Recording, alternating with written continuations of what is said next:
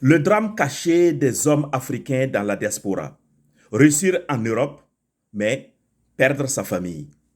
Chers amis de l'école de la famille Efata, vous êtes les bienvenus à cette nouvelle vidéo de cette chaîne-là. La famille, la chaîne où l'on parle de famille, où l'on construit des couples et des familles, où l'on apprend à construire et entretenir des relations efficaces, épanouissantes. Alors, mon message aujourd'hui s'adresse aux hommes africains immigrés, en particulier à ceux qui sont mariés ou en couple et vivent en Europe, au Canada ou aux États-Unis, à ceux qui se sont exilés pour réussir professionnellement et aider leur famille, à ceux qui travaillent beaucoup, souvent à temps plein, en enchaînant plusieurs petits boulots, et qui ressentent parfois à un certain moment une solitude intérieure malgré la présence de leur famille. Alors, ils sont plus connectés émotionnellement à leur femme ni à leurs enfants. Ils sont fatigués physiquement et psychologiquement, émotionnellement, mais n'osent pas se permettre de se plaindre, car on leur a appris qu'ils sont les piliers de la maison et ils ne savent pas être présents à leur famille. Alors, cher ami, écoute-moi ceci. Je suis un homme et je te parle. Ce message-là que je voudrais te livrer à travers cette vidéo, c'est un message qui vient du fond de mon cœur. Parce que j'ai beaucoup écouté des hommes dans la diaspora, des couples mariés et en Europe, aux États-Unis, au Canada. J'ai beaucoup travaillé dans mes programmes d'accompagnement avec ces couples-là qui veulent aller plus loin, qui veulent aller de l'avant. Et j'ai entendu des cris de cœur. J'ai entendu des souffrances de ces hommes-là. Et par ricochet, les souffrances de leur famille, de leurs femmes et de leurs enfants. Et lorsque tout est gâté, où il n'y a plus rien à faire, ils sont là. Ils pleurent à l'intérieur d'eux-mêmes. Ils se cassent eux-mêmes. Et un beau jour, la vie même les abandonne, ou c'est eux qui ont abandonné la vie. Chers amis de l'école de la famille Efata, je suis là pour te livrer un message particulier. Oui, c'est un cri de cœur. Alors, écoute ce message-là de façon attentive, médite-le. Et si tu es nouvelle sur cette chaîne-là, abonne-toi, s'il te plaît, et active la cloche de notification pour ne pas rater d'autres vidéos qui vont venir. Surtout, mets tes commentaires à l'endroit qu'il faut. Je prends le temps de lire tous ces commentaires-là et de vous répondre avec plaisir. Voici le message que je te livre, cher frère, cher ami, vivant dans la diaspora, dans ton couple ou dans ta famille. Écoute bien ceci. Tu es peut-être venu pour eux, pour ta femme, tes enfants, ta famille au pays. Tu as quitté ta terre, tes racines, tes repères, avec un rêve dans la tête. Réussir coûte que coûte. Mais aujourd'hui, est-ce que tu vis vraiment? Tu respires, tu travailles, tu gagnes un peu. Mais à l'intérieur de toi, est-ce que tu te sens vivant? Ce message, c'est pour toi, frère. Toi qui tiens bon en silence. Quel que soit le contenu de ton silence, écoute ceci. Toi qui donnes tout, mais qui te sens de plus en plus seul dans ta propre maison. Tu réussis dehors, mais à quel prix? Quand tu es arrivé ici, je veux dire en Europe, aux États-Unis et au Canada, tu avais un plan. Visa, travail, envoyer l'argent, construire quelque chose. On t'a dit dans le plus clair du temps, sois un homme, sois un pilier. Alors, tu t'es construit en béton. Tu travailles de nuit. Tu bosses le week-end. Tu fais 2 jobs. Tu n'as même pas vu ton fils marcher, mais tu lui as acheté le dernier cri de iPad ou de tablette. Tu crois avoir fait ton devoir. En effet, bravo, félicitations. Tu as donné le meilleur de toi-même pour ta femme et pour tes enfants. Mais pendant que tu bâtissais à l'extérieur, ta maison intérieure s'effondrait, mon frère. Tu souris au travail, mais tu ne ris plus à la maison. Tu es fatigué et personne ne le voit. Petit à petit, tu es devenu un étranger même chez toi. Ta femme est là, mais vous ne vous regardez plus. Vous gérez les papiers, les factures, l'école des enfants. Mais où est passée la tendresse? Où sont passés les petits câlins, les mots doux? Tu dors dans le salon, tu manges seul, les enfants te fuient ou te craignent. Tu paies les factures. Très bien, mais tu ne paies plus d'attention. Et un jour, tu réalises que ta maison est devenue un endroit froid, un lieu de passage, un lieu d'obligation, pas un foyer. Parce qu'il manque la connexion, il manque l'intimité émotionnelle, l'intimité physique, il manque ce havre de paix. La maison même devient un enfer sur terre. Tu veux savoir des signes qui ne trompent pas? Tu veux savoir si tu es en train de tout perdre? Écoute, tu rentres tard. Parfois même, tu le fais exprès.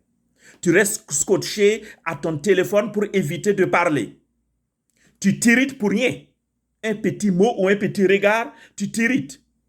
Tu n'as pas ri, vraiment ri, depuis des mois. Dis-moi en commentaire depuis quand tu as ri de façon à l'aise, à gorge déployée. Et ta femme dans tout cela. Tu ne sais même plus si elle t'aime ou si elle est juste là parce qu'elle ne peut pas partir. Et tes enfants dans tout cela, ils ne viennent plus vers toi.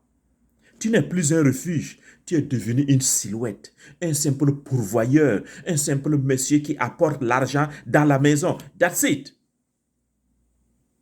Et toi-même dans tout cela, tu te regardes dans le miroir et tu ne te reconnais plus. J'entends beaucoup cette phrase, je ne me reconnais plus.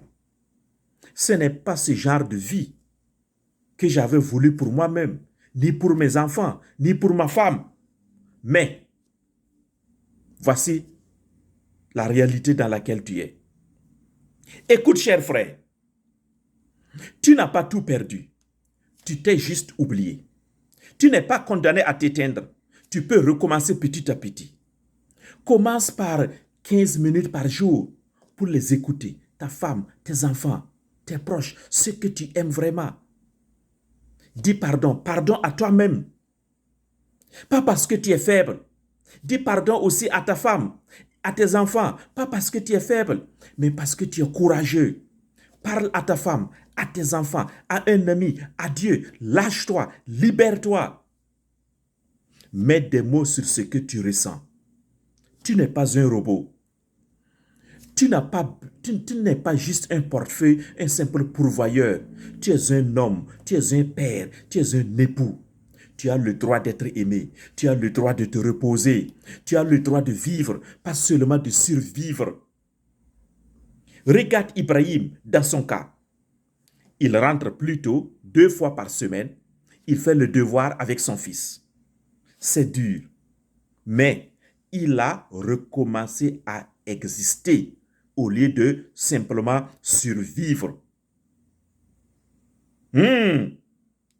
Es-tu prêt à faire ce sacrifice? Pas pour les autres, mais pour toi-même d'abord. Comme Ibrahim a fait ce sacrifice-là, il rentre plutôt 2 fois par semaine et il fait les devoirs avec son fils. En prenant cette décision, il perd à coup sûr des dollars, des euros, mais il se donne du temps même pour lui et pour son fils. Es-tu prêt à prendre cette décision? Frère, cette vidéo te parle-t-elle? Dis-moi en commentaire. Je te pose 3 questions. Qu'est-ce qui t'a le plus touché dans cette vidéo? As-tu déjà eu l'impression de réussir dehors, mais de te perdre à la maison? Qu'est-ce que tu aurais aimé qu'on te dise plus tôt? Tu n'es pas faible parce que tu souffres. Tu es humain. Si tu t'es reconnu dans ce que je viens de dire, alors je te demande simplement une chose. Rejoins l'école de la famille Ephata. Rejoins cette chaîne-là. Commande cette vidéo-là. Parle à quelqu'un. Partage cette vidéo à un frère qui se bat en silence. Abonne-toi ici. Je ne suis pas un coach des stars, des gens spectaculaires, des gens particuliers. Non, non, non, non. Je suis juste un homme qui veut que nos familles ne meurent pas en silence. C'est cela mon combat, frère. Je ne suis pas là pour t'imposer quoi que ce soit. Non, je veux seulement interpeller tout homme vivant dans la diaspora, dans sa famille, dans son couple, afin que nos familles regagnent encore ce petit bonheur-là, ce petit souffle-là, cet espoir de revivre bien. Parce que tu n'as pas quitté ton Afrique, tu n'as pas quitté ton village pour venir vivre le chaos en Europe, aux États-Unis ou au Canada. Tu n'as pas traversé l'océan pour devenir un fantôme, un simple pourvoyeur, une simple silhouette. Tu es venu pour construire. Et tu es un bâtisseur, mon frère. Mais regarde comment tu construis. Tu construis au détriment de toi-même. Et lorsque tu vas te perdre, lorsque tu vas t'éteindre, penses-tu que ta femme, tes enfants seront fiers de toi? Tes enfants ont aussi besoin d'un homme présent. Tu es venu en Europe, au Canada, aux États-Unis, pas pour t'effacer, mais pour jouir de la vie, avec ta femme, avec tes enfants. Alors frère, écoute bien ce message. Avant de te terminer, je t'invite encore. Abonne-toi, partage cette vidéo et n'oublie pas de déposer tes commentaires car je serai ravi de te lire.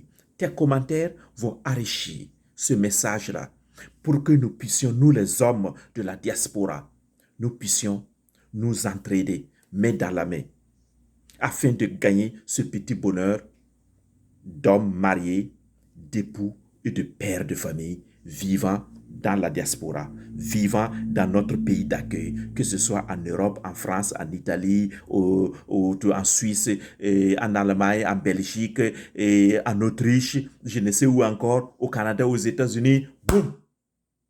On est là pour construire. Mais on ne construit pas en s'effondrant. Non, pas du tout. Alors, courage, mon frère. Courage pour ce que tu fais déjà. Courage pour ce que tu donnes déjà le meilleur de toi-même. Mais souviens-toi, le self-care prend soin de toi afin de mieux te donner aux autres, notamment à ta femme et à tes enfants.